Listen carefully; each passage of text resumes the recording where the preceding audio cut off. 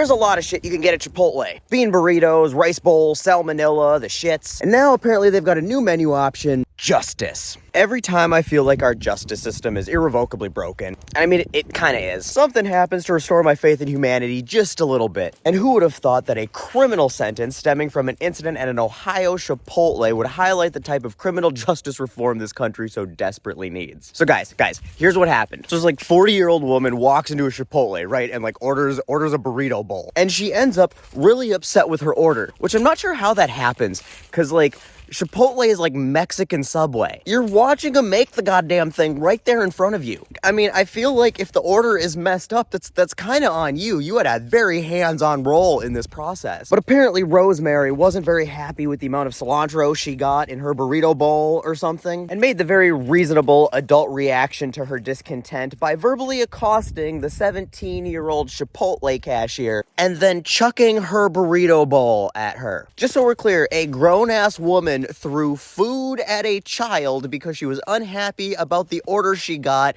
at a mediocre Mexican restaurant. And it turns out, because we live in a society, that's not just being salty, it's assault. Assault she was sentenced to 6 months in jail for. But the judge is not an unreasonable man, and he suspended 3 months of that jail sentence and then gave her the option to work off 2 more months of that jail sentence at a fast food restaurant of her choosing, which is fucking hilarious. And that is how you run a corrections program rather than a punishment program. But it doesn't stop there, because apparently the judge is even snarkier than I am. Because when Rosemary apologized to the judge before her sentencing, the judge responded by saying, well, I bet you're not going to be too happy with the food you're going to get in jail. Which is just fucking beautiful. Now, this lady has obviously been very publicly humiliated by this, and she seems very publicly apologetic and remorseful, which is good. And I think we can take a page from this situation for something that can be applied to our justice system as a whole. We have a punishment system, not a correction system, and punishment